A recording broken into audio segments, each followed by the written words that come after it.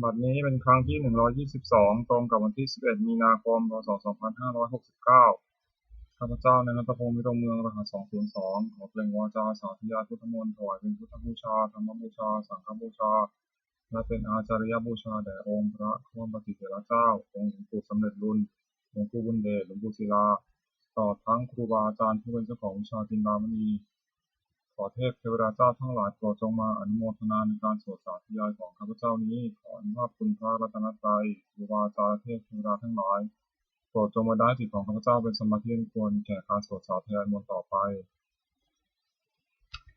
บทสวดชุมนุมเทวดาสมันตาจากกาวเรศวตราคัสสันตุเทวตาสัทธัมมังมุนิราชัสสะสนันตุสักขโมคทังสักเคกาเมจารุเปคิริสิการัตตเตจันตลิเขวิมาเนติเตระเทสักคาเมตารุวนาคหาเนเคหวัตุมิเขเตภูมิมาจายันตุเทวาชาลถารวิสาเมยขะคันทัพพนาคาติทันตาสันติเกยามุนิวาราวจานังสาธุวเมสุนันตุธรรมสวนากาโลยัมทันตาธรรมสวนากาโลยัมทันตาธรรมสวนากาโลยัมทันตาบทสวดนามการสิทธิคาถานะโมตัสสะภะคะวะโตอะระหะโตสัมมาสัมพุทธัสสะนะโมตัสสะภะคะวะโตอะระหะโตสัมมาสัมพุทธัสสะนะโมตัสสะภะคะวะโตอะระหะโตสัมมาสัมพุทธัสสะบทสวดสัจจะกิริยาคาถาทิเมสารนังอัญญังพุทโธเมสารนังวรังเอเตนะสัจจวชิระสุทิเมหุตุสัพพทานาทิเมสารนังอัญญังธัมโมเมสารนังวรังเอเตนะสัจจวชิระสุทิเมหุตุสัพพทานาทิเมสารนังอัญญังสังโฆเมสารนังวรังเอเตนะสัจจวชิระสุทิเมหุตุสัพพทาบทสวดมหาการุณิโกนาโถติอาทิกาคาถามหาการุณิโกนาโถอัฏฐายะสัพพปารินังปุเรตวาปารามิสัพพะปะโตสัมภุมุตตมังเอเตนะสัจจวชิระมหตุสัพพุปะทวามหาการุณิโกนาโถหิตายะสัพพปารินังปุเรตวาปารามิสัพพะปะโตสัมภุมุตตมังเอเตนะสัจจวชิระมหตุสัพพุปะทวามหาการุณิโกนาโถสุขายะสัพพปานินังปุเรตวาปารมิสัพพะปะโตสัมโพธิมุตตมังเอเตนะสัจจาวชนะมหาสุสัพพุทธวา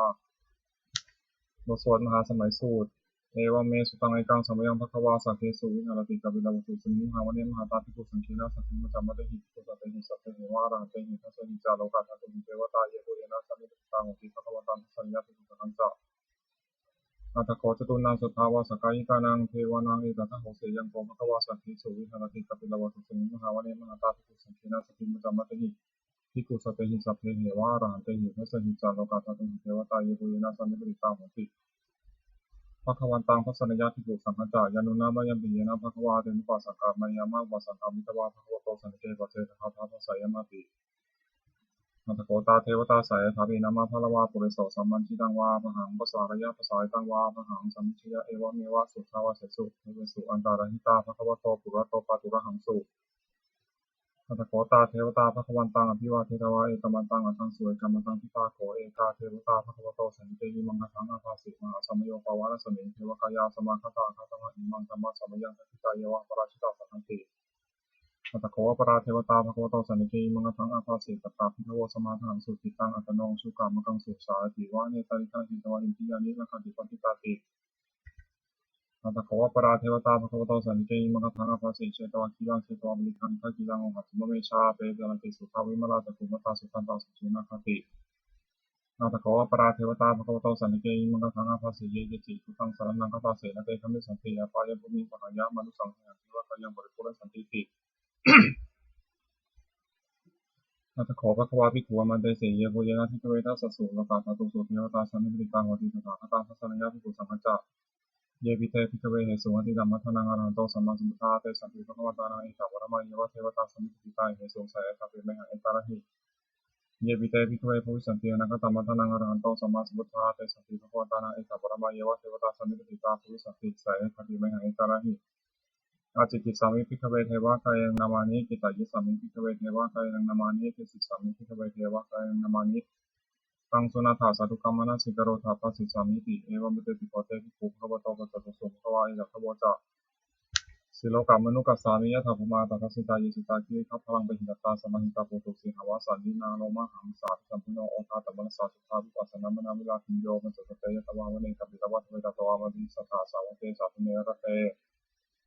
เทวกายาวิกันตาเตวิชนะทัพพโวเตจะอัตตปะมัคครุงสุตตวาพุทธศาสนาเตสัมปะตุรักขุยนะอมนุสสานทัสนังอเปเกสตามัทธุสังสานังตัสสะเรสตังอิเตสังสานังอมนุสสานมนัสสุงอเปเกนะตามัทธุวิสาสภาวุตาหงต ตันตสัพพังอภินยาวะวะกิตวานัจจุมาตโตอมติสัทธาสาวเกศาสเนรเตเทวกายาเทนตาเตวิชานะสังกโวเยวังกิตายิสานิธิระหิอนุปุปโสสัตตสหัสสาวิยขาภูมากปิลวัตวายิมันโตชิมันตวันนวันโตยสสินวัตวานังกัมปิโกนังสุติโมนังจะสหัสสาหิมาวตายขานันตวันนิมันมันโตชิมันตวันนวันโตยสสินวัตวานังกัมปิโกนังสุติโมนังสัตตาคิราติสหัสสายขานันตวันนิมันโตชิมันตวันนวันโตยสสินวัตวานังกัมปิโกนังสุติโมนังอิเจเตโสรสสหัสสายขานันตวันนิมันโตชิมันตวันนวันโตยสสินวัตวานังกัมปิโกนังสุติโมนังเวสามิตาปัญจสัตตายขานันตวันนิมันโตชิมันตวันนวันโตยสสินวัตวานังกัมปิโกนังสุติโมนังคุมพิโรราชาทันโกเวปุรสานิเวสนังพิโยนังสตาสหัสสังยขานังปิยุปัสสติคุมพิโรราชาทันโกโสปะคัสสมิโมนังปุริมันจาทิสังราชาทัตตาระโถปัสสติกันตมันอาทิปติมหาราชายสัสสิโสปุตติตัสสะภาโวอินทวานามหาภาลายคุมันโตชิมันตวันนวันโตยสสินวัตวานังกัมปิโกนังสุติโมนังภคินันจาทิสังราชาวุรุณโหตปาสาสริยคุมพันธานาธิปติมหาราชายสัสสิโสปุตติตัสสะภาโวอินทวานามหาภาลายคุมันโตชิมันตวันนวันโตยสสินวัตวานังกัมปิโกนังสุติโมนังปัจฉิมันจาทิสังราชาวิรูปักโขภาษาสตินาคานังอธิปติมหาราชายสัสสิโสพุทธติตัสสะภาโวอินทมานามะพลายคิมโตชิติมตวันนวันตวิสุทธินมธรรมนาธิกรรมปิโกนังสิริโกนัง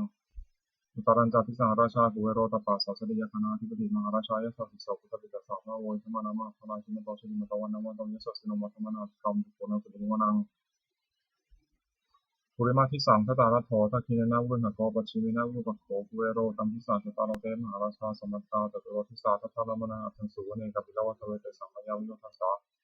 อาคูวันจานิกาสถามายาตุเรนทุเอเรนทุอิภูจากอิภูโตสาจัตโนกรรมเสโตจากอิมิคันทุอิมิจักปนาโทปามันโยจาเทวสุโตเตมาตริจิตัสเสนโตคันตะโพนโรชาชโนตะโพอาภูปัญจสิโกเทวะเทนทารุสุริยวัชสาเอเตจันเยจราชโนคันตะภาสหราชุมิธรรมนาภิกรรมปุณัสริวนังอัฏฐคูนมัสสานาคาเวสาสหตัชนาคัมภะลสตาอาคูปายคาสหายาติยามนาตาราชาจาคุนคายาตุสิโนเอราวันโนมหนาโทโสภาสิวนังเยนาคาราเชสหัสสาหนติทิพาทิชาปกิอิสุทธิจักโขวิหายสาเทวนามัสสะปตาจิตาสุปนาอิติเตสานามังคยสัทธานาคาราชานามัสสิสุวรรณโตเขมะมะกาสุโตสานิวัตหิปะวหายตานาคาสุวรรณสารนามกังสุภัง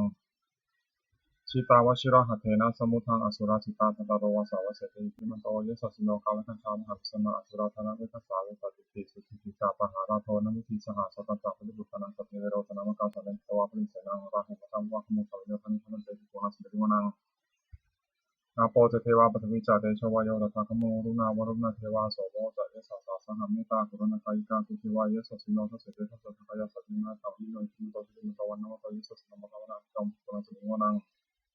เวนทูจะเทวาสหรีจะอสมาจะทวยมาจะมสุมิสัตเทวาจันทมังคุกรกิตาสุริยสุวรรณสัตเทวาสุริยมังคุกรกิตา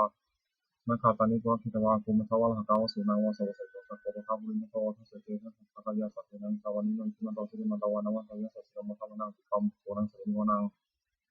อัฏฐภูสาภูเทวาชารมัคคีสิทาริวาอริกาจารโรชาจาอุมาปุพานิภาสิโนวารุณาสหธรรมะจะอจิตาจะเลชกาสุริยรัชนะอโคสาวเนสิโนทัสเสเตทัสสะทากายาสัทเทนะตวันนิโนจิมันโตชิติมันโตวันนวันโตยัสสะสิโนโมธรรมนะกามุโขนังสันติวนังสมานามหาสมานามนุสามานุสุตมาจิตาปทุสิกาภูวะโคมโนปทุสิกาทาคุเหยเทวายะจารวิตวาสิโนวาระคามหาบาระคาภูเทวายะสุสิโนทัสเสเตทัสสะทากายาสัทเทนะตวันนิโนจิมันโตชิติมันโตวันนวันโตยัสสะสิโนโมธรรมนะกามุโขนังสันติวนังสุกาการุมหารุณาคุยทานสัสนาวัฏตะเกหาพมุขาคุเทวาวิชนาสัทธามตังหะระชามิสกาเตยะสัสสิโนขลายังอาคาพุโนเวสาโนสติ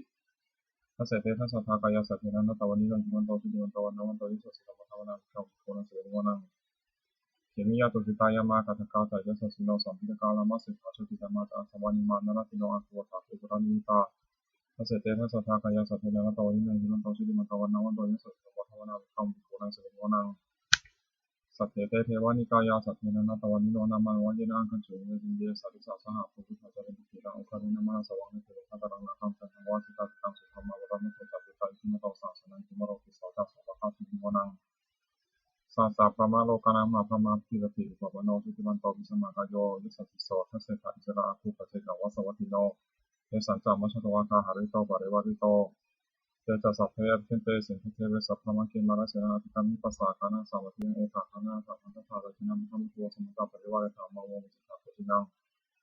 อิทิตาธามหาเสโนกันแห่เสนาเปสุหิปานิยาตระมังจัสสะปังกัตวานะเทระวังยะถาภุสะโคมิโกธนายันโตสวิชุโกตถาโสปิภาวติสัพพโตเสยังวะเสตตะสัพพังปิยะวะวะกิตวานะสุตุมาตตวามะติสัทธาสาวะเทสะสเนระเตมะระเสนาภิกขาติชนะทัพพโว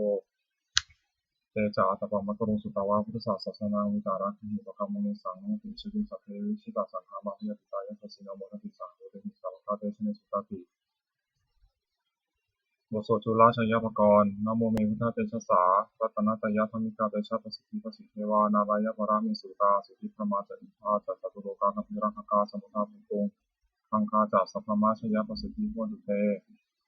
ชยชยธรณีอุทธีนันทินาทีชยชยตะโกนตอนละนิสัยนิไรเสนาเมราชโกนาลชีชยชยคัมภิราสอบพินาเกธนาคีพิสาจัปุตตาลี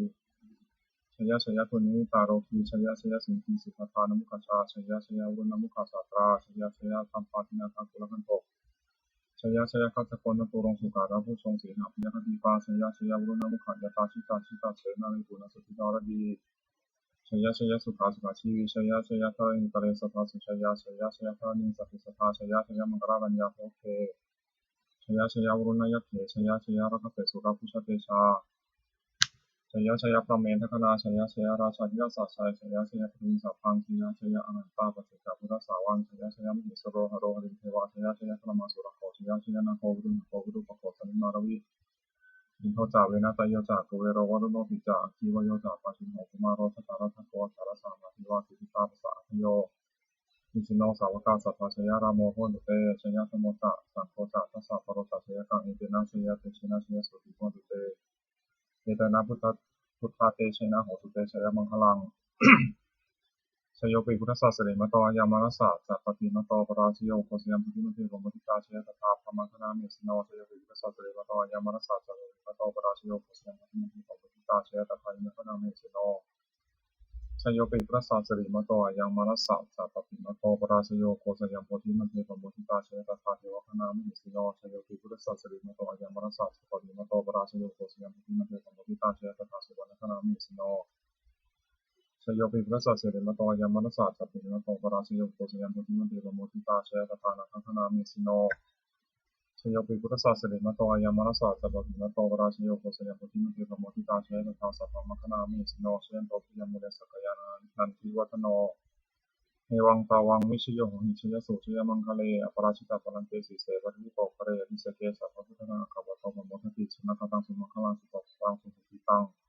สุขโนสมุหโตจักสุวิทังพรหมจาริโสปัฏฐินังกายธรรมังวจักวังปัฏฐินังมโนธรรมังปัฏฐิเตปัฏฐินาปัฏฐินานิกตวานาลพันตเถปัฏฐิเนเตอัฏฐาลทาสุขิตาวุฒหาวุฒาสัสเนอรคาสุขิตามุตาสหสาพิยติปิสุนันตุวันเยเทวาสมิงคานิยทิคตาทิคายตาสัพพังตุสุขิตังตุสัทธารักขันตุสัทธานังรักขันตุสัพพะสัตตานังรักขันตุชินาสัสนังยากาจิวัฒนาเตสังสัพเพปุเรตุมโนรัฐายุตตากาเลโรวสันโตวสังวสาวราหการโรคาสุวัฏวะเตสังนิวันตุจัสสัพพทากายสุขังจิตตสุขังวรัตโตยะถาระหังวสวดธรรมานิยามสุตัง